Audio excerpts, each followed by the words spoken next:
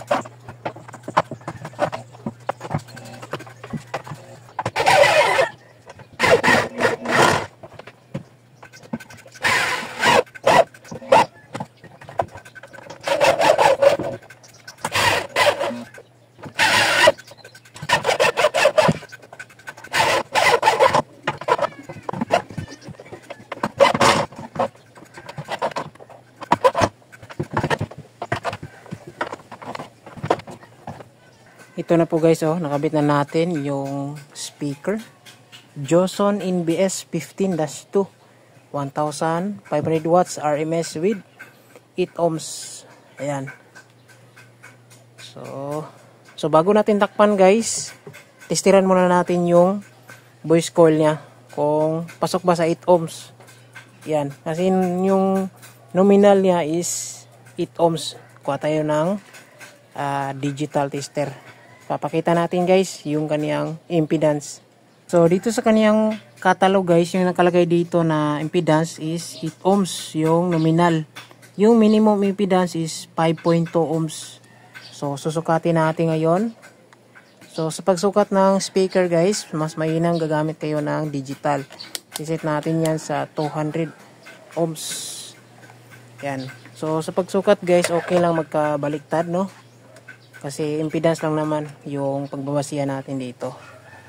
Yan. So, susukatin natin. Yan guys. So, around 6.7 ohms. Yan. i-check natin yung isa.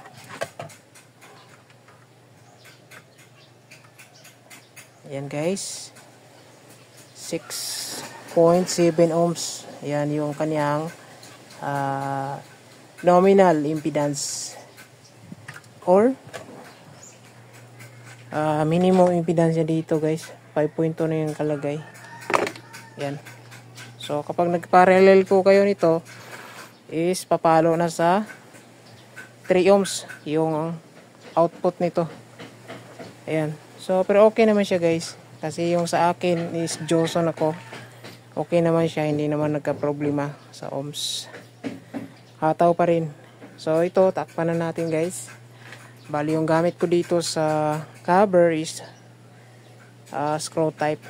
Ayan. Para suwabe yung forma. Ito ay. Ayan guys. Yung isa is B po ito.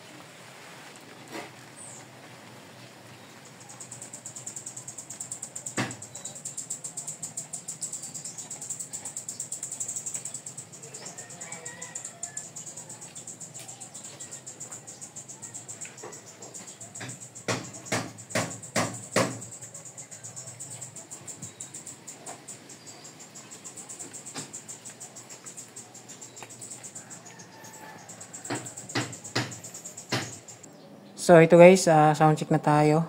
Lagyan lang natin ng mid-high no para quality yung sound check natin. Tapos yung gagamitin natin na amplifier is ito, Joson Earth 1.5.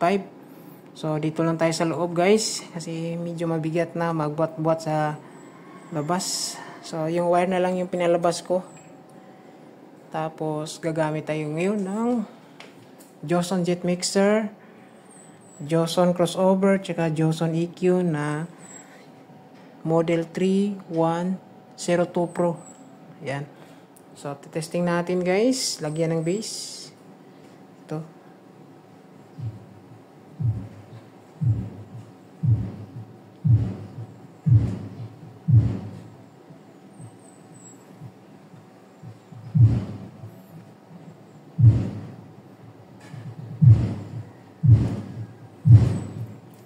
Lakas.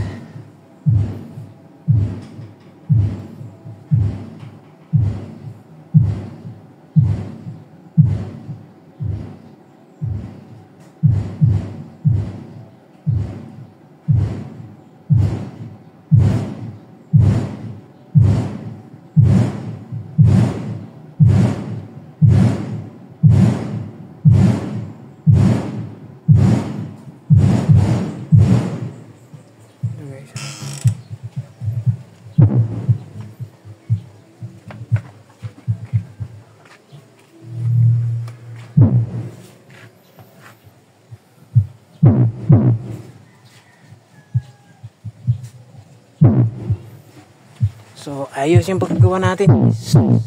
Yan, walang vibrate. Buong-buo yung tunog. Walang palpak. Yan. So, lagyan natin ng mid-bass para okay yung sound check, no?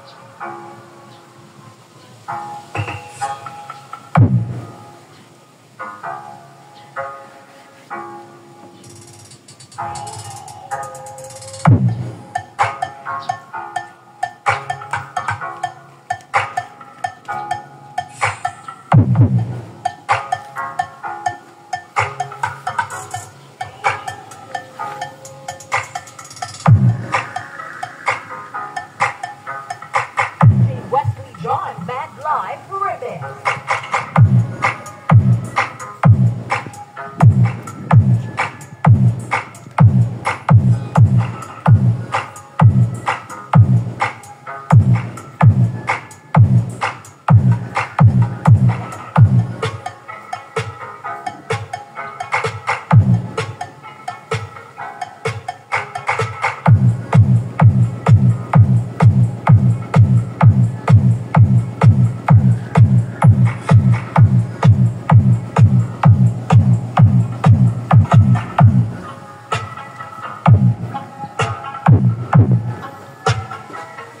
Yanig mga guys, oh, tunog.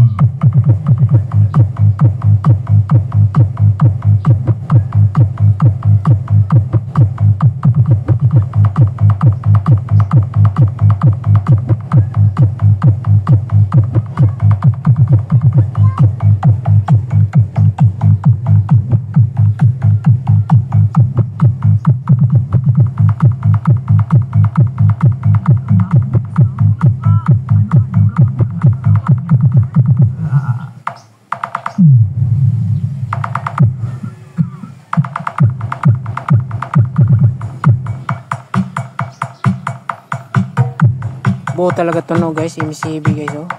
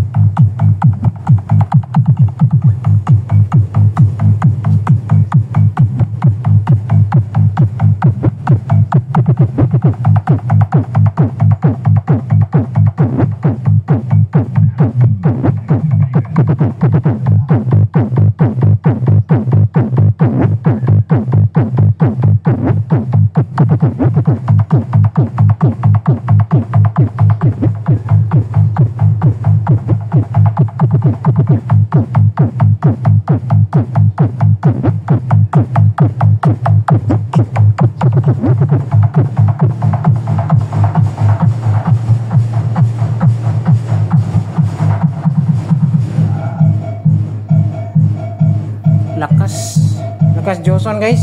Joson NBS 15. Yannick